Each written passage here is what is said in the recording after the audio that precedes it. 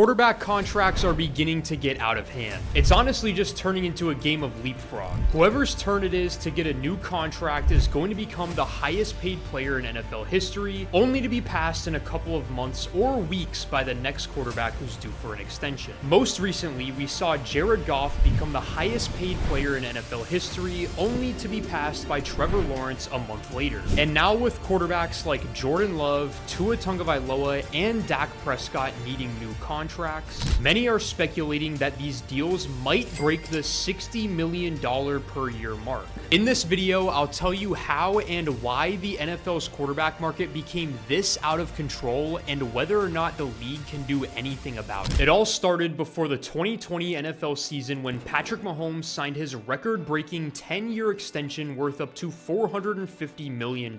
He was already a Super Bowl champion, an MVP, and hands down the best quarterback in the league, so giving him this contract made a lot of sense, and it seemingly set the league's quarterback market for years to come. In the following offseason in 2021, Josh Allen was due for a contract extension. At the time, he was widely regarded as the second best quarterback in the NFL, and the extension that he and the Bills agreed upon reflected that. He agreed to a 6-year deal worth up to $258 million, putting his annual average at $43 million per year, which was right behind Patrick Mahomes. And while quarterbacks were still getting paid a lot more than other positions, the order of the quarterback market made sense, as the top 5 highest paid quarterbacks were Mahomes, Allen, Dak Prescott, Deshaun Watson, and Russell Wilson. And while of course there were some outliers and the Watson and Russ deals didn't end up working out, the order of the market made sense at the time. But then 2022 happened. The 2022 offseason featured 3 absolutely awful quarterback signings that have played a huge impact on the current quarterback market. And it all started when the Browns traded for Deshaun Watson. Initially, the Browns were reportedly turned down by Watson as he continued to have talks with the Falcons and the Saints. But in the ultimate act of desperation, the Cleveland Browns offered Deshaun Watson a 5-year contract worth up to $230 million.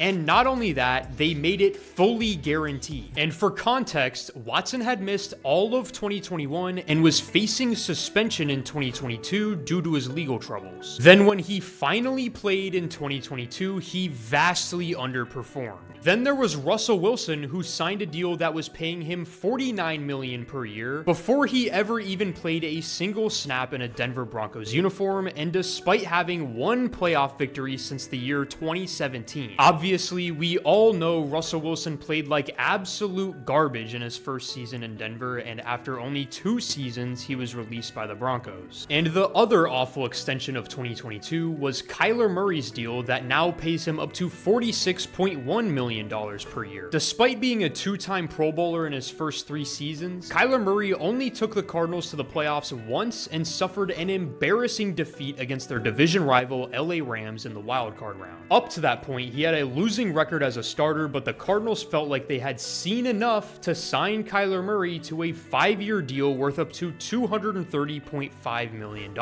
And since then, Kyler Murray has gone 6-13 as the starter in Arizona, despite being paid as a top 10 quarterback in the NFL. So after the 2023 season happened and we saw pretty much every quarterback that got a new extension vastly underperform their expectations, those who were up for extensions this season had a ton of leverage for their new deals. In fact, Lamar Jackson even requested a trade from the Baltimore Ravens because he wanted the same deal that Deshaun Watson received the year prior. Ultimately, he did not receive the fully guaranteed contract that he wanted, but they came to terms on a deal that paid him up to $52 million annually. Other quarterbacks also got over $50 million per year, like Justin Herbert, Joe Burrow, and Jalen Hurts. This was a sign that $50 million per year was becoming a common occurrence for quarterbacks. And honestly, every quarterback that got paid in 2023, other than Lamar Jackson, underperformed their expectations. Herbert and Burrow both suffered season-ending injuries, and Jalen Hurts had the biggest mid-season collapse of the year and ultimately got smoked by the Buccaneers in the first round of the playoffs. But probably the worst contract of the 2023 offseason was the Daniel Jones deal. Despite never playing in a Pro Bowl and having only thrown 20 touchdowns once in his career, the Giants paid Daniel Jones $40 million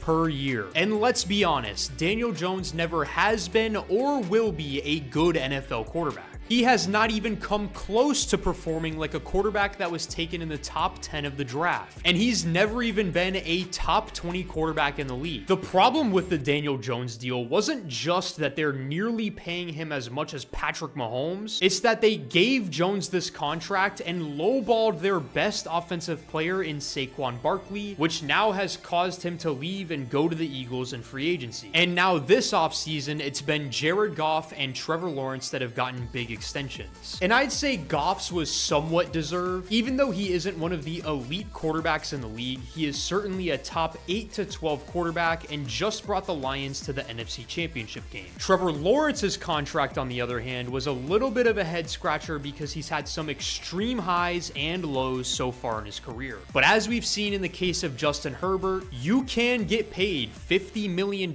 per year in the NFL without ever winning a playoff game. And at least Trevor Lawrence has done that. So as we all can see, these big, massive quarterback contracts are simply inevitable. But are they deserved? When you compare the amount of money that quarterbacks make per year to any non-quarterbacks, you're going to see a massive gap. Justin Jefferson just became the highest paid non-quarterback in NFL history, as he now makes around $35 million per year. And to put that into perspective, 16 quarterbacks make more than $35 million a year. The reigning defensive player of the year, Myles Garrett, makes $25 million per year, which means that he's getting paid a little more than half the amount of money that Deshaun Watson makes, even though Garrett clearly plays more of an impact on winning football games for the Browns than Watson does. A lot of people would point to the career of Tom Brady and talk about how he signed team-friendly deals so that way his team could sign good supporting casts to help him win more championships. Which is true, and Brady has certainly made up all of that money in the long run. But this is where I get into the counter argument, that these quarterbacks should continue signing these massive contracts and that they are well deserved. First and foremost, this might upset a lot of you, but the NFL is not just about winning football games. It is a business, and a player's value is calculated by more than just winning games. Think about how much money NFL teams make off of the image and likeness of their quarterback. Let's look at the case of Trevor Lawrence. The Jaguars were an absolutely impoverished NFL franchise before he got there, and now they've had back-to-back winning seasons for the first time since the 1990s. There was talk for years about this team potentially moving from Jacksonville, and now they're building a new gorgeous $1.4 billion stadium. And now obviously I'm not saying that Trevor Lawrence is the sole reason for all of this, but ever since he's gotten there, Jaguars ticket sales have gone up, and I guarantee you that he is their #1 selling jersey, and it's not even close. So with that said, and many more factors that I didn't even mention, do you think that Trevor Lawrence is going to make the Jaguars more than $55 million per year? Yes, he absolutely will. So therefore, it's completely fair for him to receive a piece of that pie. The fact of the matter is this: if everyone took the Brady approach, 99% of quarterbacks would cost themselves tens to hundreds of millions of dollars. Not everyone is going to have a long career, and only one person can win the Super Bowl each year. So you absolutely have to take the money when you can. Also, we need to take into account that the league's salary cap has gone up 22% since 2020.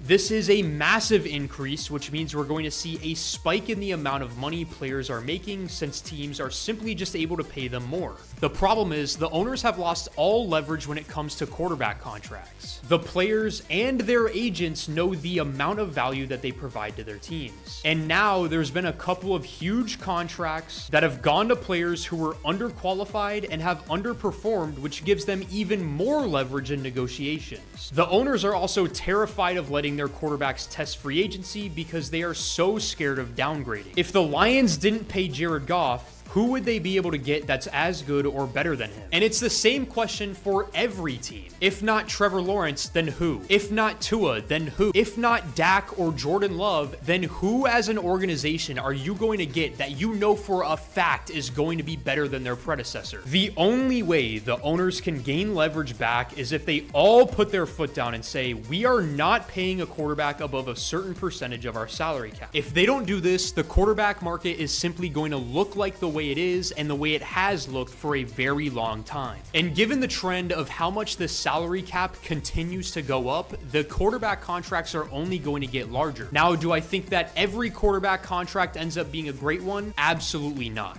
I'd say it's clear that the Broncos failed with the Russell Wilson contract. And I think everyone knew at the time that the Daniel Jones deal wasn't going to work out for the Giants. But I would say more often than not, paying your quarterback top dollar is necessary. The only way it isn't necessary is if you know as an organization that you will upgrade in free agency or the draft. They're the most important player when it comes to winning games, and they're also typically the most important player when it comes to generating fan interest and thus generating more revenue for their respective franchise, which means they're going to get paid more than anyone else. Hey everyone, thank you all so much for watching. If you enjoyed this video, please make sure to hit that like and subscribe button, as it will go a long way in helping me create the best quality NFL content for all of you. In the comments, let me know if you think that quarterbacks are becoming overpaid in today's NFL. And once again, thank you all so much for watching, and I'll see you next time.